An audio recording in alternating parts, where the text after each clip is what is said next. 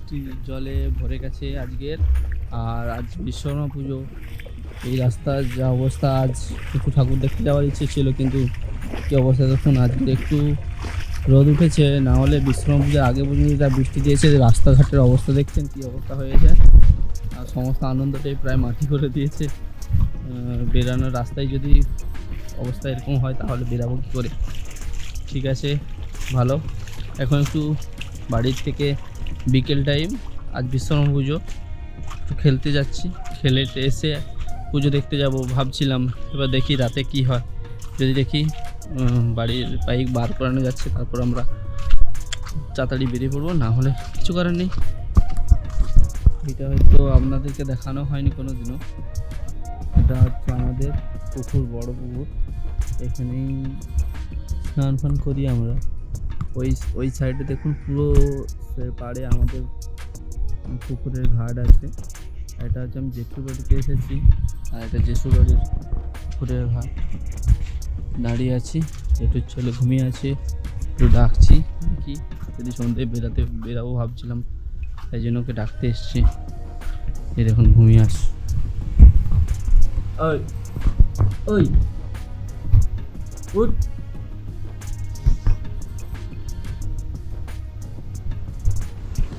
তারপর আমরা বাইক নিয়ে বেরিয়ে পড়লাম আস্তে আস্তে করে, আর আস্তে আস্তে গুটি গাইটি এগিয়ে গেলাম। দেখলাম সামনেই পুজো হচ্ছে। আর আমাদের বাঙালির তো জানেন বিশ্বকর্মা পুজো মানে সব পুজো স্টার্টিং।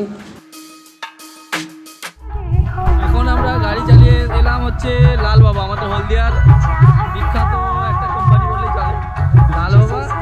আর এই লাল বাবাতে আমরা এসেছি এখন ঠাকুরের দেখার জন্য। আমরা ভিজিট করবো এবার।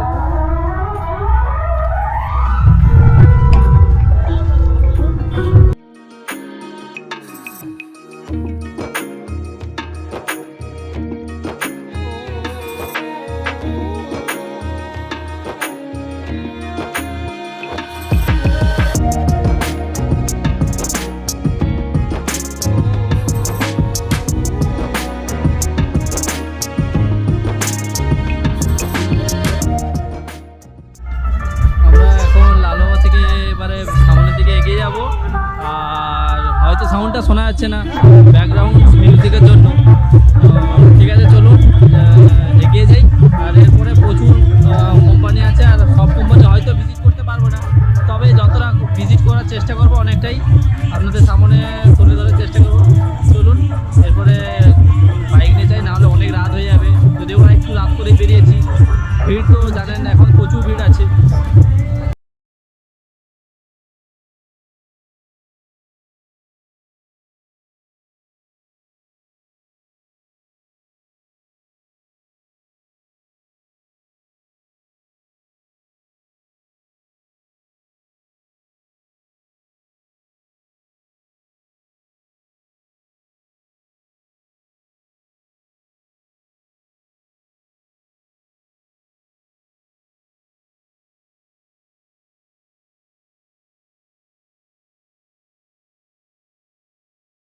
সামনে এগিয়ে যেতেই দেখলাম যা রাস্তায় প্রচণ্ড ভিড় জমেছে।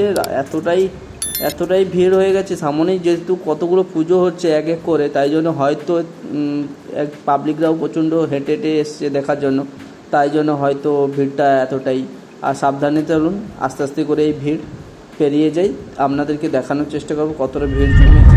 এটা দুর্গাচক তালপুকুরা, যেখানে গণেশ পুজো হয়েছিল তার পাশেই পুজোটা। আমরা এখন যাচ্ছি ওইখানেই। আর এটাতে থার্ড আমরা ভিজিট করলাম। আর পেছনে অনেক প্যান্ডেল ফেলে এসেছি, ওগুলো যাওয়ার সময় এতটাই ভিড়, তাই জন্য আর প্রবেশ করলাম না।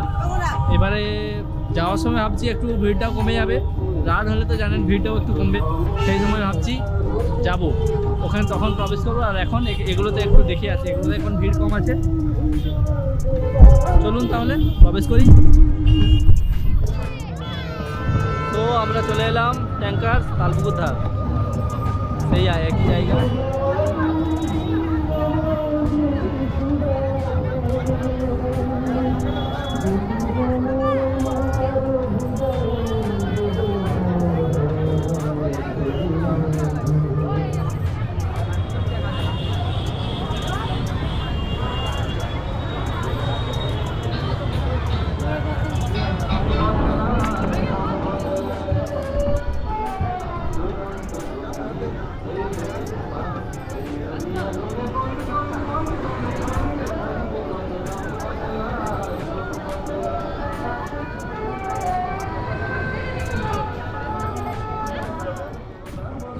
ঠাকুর দেখা হয়ে গেল, আমরা এখন বেরিয়ে যাচ্ছি।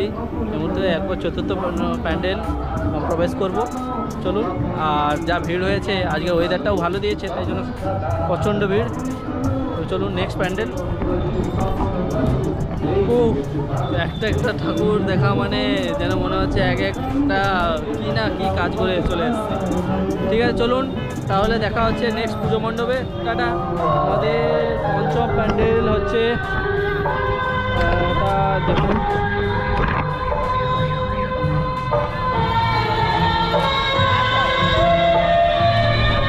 মহাদেব বাবা বসে আছে। এই হচ্ছে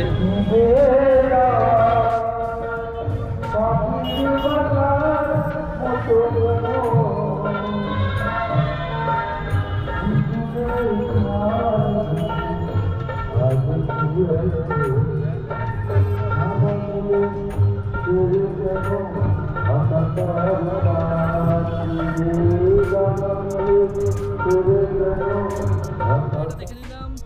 এবার 6 নম্বর প্যান্ডেলের দিকে যাই। আর অনেক রাত হয়েছে, এখন প্রায় বাজে 9:30। এখনও অনেকগুলো ভিজিট করতে বাকি আছে। চলুন, সেগুলো না ভিজিট করলে হবে না, তাড়াতাড়ি পৌঁছতে হবে এখন। এই দেখুন, এই রাস্তা দিয়ে আমরা ওই রাস্তা দিয়ে এসেছিলাম, দেখে দেখে যাচ্ছি এখন। তাহলে দেখা হচ্ছে নেক্সট পুজো মণ্ডপে। টাটা। এটা হচ্ছে আরডিপি, এটা হচ্ছে আমাদের 7 নম্বর আমরা প্যান্ডেল ভিজিট করলাম। হলদিয়া 7 নম্বর প্যান্ডেল আরডিপি কোম্পানি। চলুন সামনে গিয়ে প্রবেশ করি।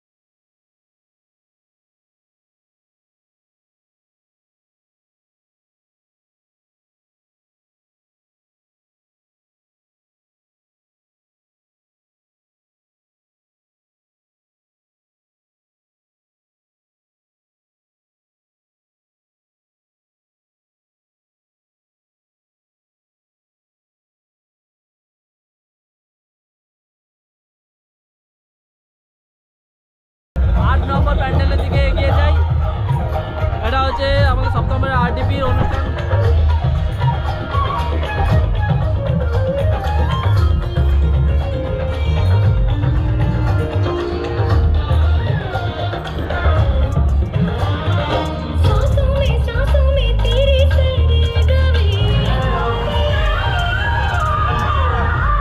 এতটাই সাউন্ড জানি শোনা যাচ্ছে না কিছু। এরপর আমরা ভিজিট করবো হচ্ছে সামনে একটা প্যান্ডেল। এরপর ও পুজো মণ্ডপটাতে যাবো। তারপর নেক্সট আর দেখবো না ভাবছিলাম, দেখি যদি আর রাস্তায় কিছু পড়ে ওটা দেখে বাইক নিয়ে বাড়ি চলে যাবো। আর বেশি ভালো লাগছে না, অনেকটাই টায়ার্ড হয়ে গেছি। এতটাই ভিড় ছিল তো, তাই জন্য না হলে টায়ার্ড হতাম না হয়তো। দেখা যাক কতগুলো আর দেখতে পারি।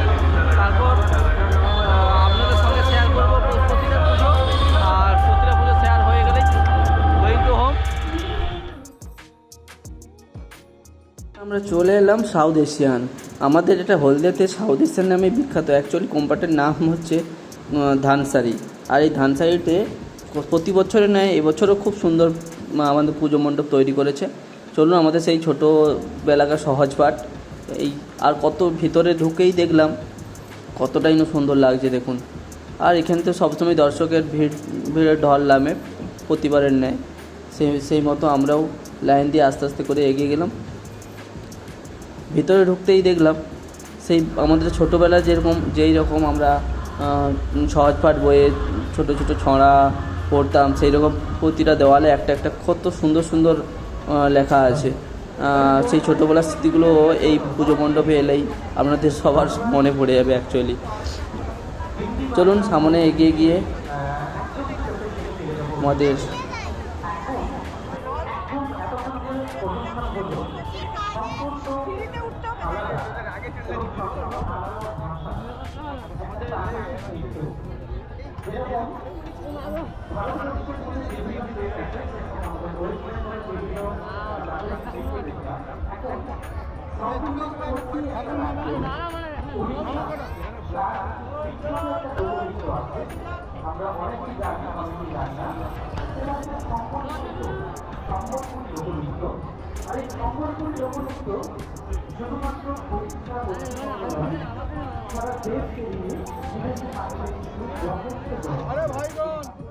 অনেক রাত হয়ে গিয়েছিল, তাই জন্য আর ভিজিট করতে পারলাম নেক্সট পুজো মণ্ডপগুলোকে। ঠিক আছে, চলুন, যদি আপনাদের এই পুজো মণ্ডপগুলির মধ্যে কোনটা পুজো মণ্ডপ সবথেকে ভালো লেগেছে এটা আপনারা কমেন্ট সেকশানের মধ্যে জানিয়ে দেবেন, আমি তাহলে বুঝতে পারবো কোনটা সবথেকে বেস্ট হয়েছে। আমার তো যেগুলো ভালো লেগেছে সেটা সঙ্গে আপনাদের ম্যাচ করলো নাকি সেটা আমি তাহলে বুঝতে পারবো আমি। ঠিক আছে, যদি ভালো লেগে থাকে তাহলে ভিডিওগুলো লাইক কমেন্ট শেয়ার করে দেবেন। থ্যাংক ইউ, সবাই ভালো থাকবেন, সুস্থ থাকবেন।